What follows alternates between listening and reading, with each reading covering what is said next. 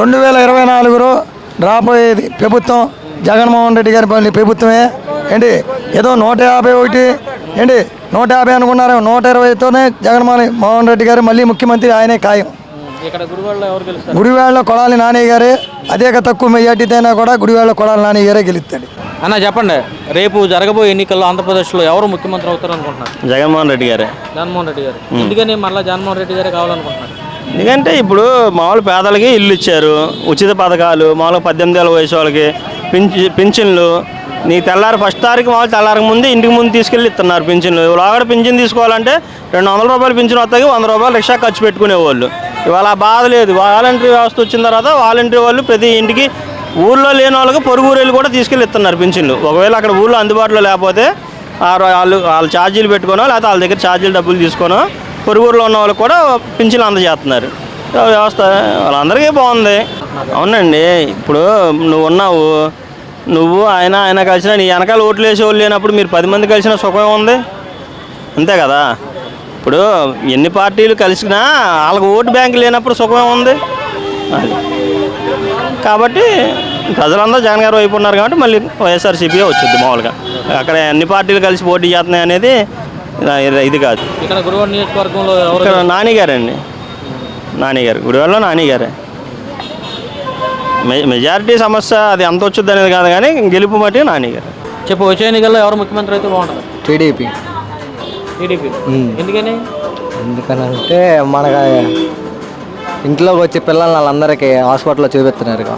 మా రైలుపేటలో రైల్వే రాము గారు ఇక్కడ గుడివాడ ఎమ్మెల్యేగా పోటీ చేశాను, అంతే అన్న. ఆయనే గెలుస్తారంటారా? ఆయనే గెలుస్తారు. నాకు జగన్ అనే ఇష్టం. జగన్ అన్న అంటే ఎలాంటి అన్న పథకాలు నాకు ఇవి వస్తున్నాయి, పెన్షన్ వస్తుంది, రేషన్ వస్తుంది, ఇల్లు ఇచ్చారు. నా పాపని నేను చదివించుకున్నాను రాజశేఖర రెడ్డి గారు దీంతో హయాంలో బీటెక్ చేసింది. ఇంకా అంతకని ఇది వరకు చెప్పిందేగా నేను. నాకు బాగా నచ్చింది. జనాలు నచ్చలేని వాళ్ళ సంగతి నేను చెప్పలేను. వాళ్ళకి ఆలోచన లేకుండా ఏ మాట పడితే ఆ మాట అనేస్తున్నారు. అది చాలా తప్పు. మనం ఒకళ్ళు ఆలోచించనే అన్నా. జగన్ పరిపాలన లేదంటే మనం కట్టుగొడ్డలతో రైతు వచ్చేసేసావు. అది విడిపోయి హైదరాబాద్ విడిపోయి కట్టుగొడ్డలతో వచ్చేసావు. ఒక్కసారి మనకి ఇది రావాలంటే ఎలా వస్తుంది? అన్నీ కావాలంటే ఇప్పుడు ఉంటాక మనం చెట్టు కింద నీడెత్తుకుంటున్నాము. దాన్ని ఆయన కొంచెం రేకుల షెడ్ లాగా వేసి ఇచ్చాడు అందరికి. ఏదో ఆయన కలిగింది అప్పో చేసి మంచి పనులే చేశాడు, కానీ ఆయన స్వార్థానికి ఏమీ చేసుకోలేదుగా. గుడివాడ నాని, కొడాలి నాని గ్యారంటీ. గుడివాడ కొడాలి నాని రాకపోతే ఇదే లేదు, కేంద్రమే లేదు. నేను ఆ మాట కూడా చెప్తున్నా. ఆయన వస్తేనే బాగుంటుంది అని మేము ఆశిస్తున్నాం. సీఎంగా ఎవరిని కోరుకుంటున్నారు? సీఎం చంద్రబాబు నాయుడు అంటున్నారు కదా, బాగుంటుందని. ఇక్కడ గుడివాడ నియోజకవర్గంలో ఎవరో ఎమ్మెల్యే అయితే బాగుంటుంది? నాదేళ్ళు వస్తే బాగుంటుంది అనుకుంటున్నాం మేము. ఆయన ఎమ్మెల్యే అయితే బాగుంటుంది అనుకుంటున్నాం. వచ్చే ఎన్నికల్లో ఆంధ్రప్రదేశ్లో ఎవరు ముఖ్యమంత్రి అవుతారు? జగనే అవుతాడు. జగన్మోహన్ రెడ్డి గారు. ఎందుకని జగన్మోహన్ రెడ్డి గారు? చేసే పనులు బాగున్నాయి కాబట్టి. ఎలాంటి పనులు చేస్తున్నారు? అమ్మఒడి అనగా, ఫ్రీజ్ రీఫండేషన్ అనగా, పేదవాడి ఇంటికి డైరెక్ట్గా అన్నీ వస్తున్నాయి. అది అందుకని. అంటే ప్రతిపక్షాలు ఆరోపిస్తున్నటువంటి మాట ఏంటంటే ఈ చేత్తో ఇచ్చి ఈ చేత్తో లాగేస్తున్నారు. 10 రూపాయలు లాక్కున్నారు. 10 రూపాయలు ఇచ్చి 100 రూపాయలు లాగే. ఎలా లాక్కున్నాడు చెప్పాలి కదా.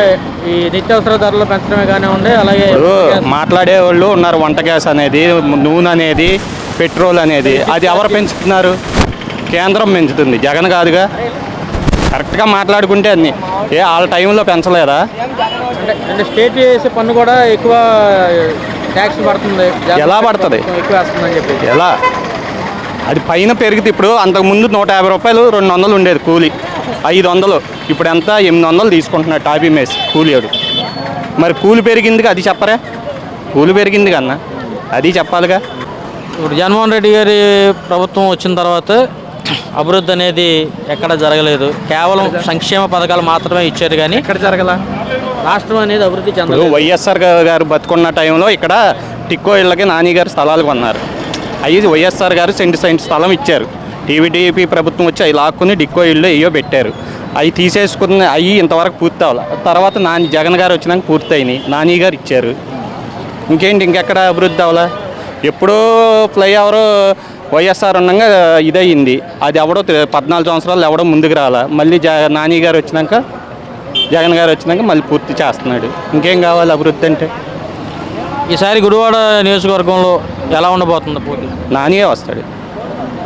అంటే ఎన్ఆర్ఐ అయినటువంటి వెనుగండ్ల రాము గారు ఈసారి కొడాలని నేను ఓడిస్తాను, ఈసారి గుడివాడ గడ్డ మీద టీడీపీ జెండా ఎగరా ఎంతమంది ఎన్ని వచ్చినా నాని గారే వస్తారు.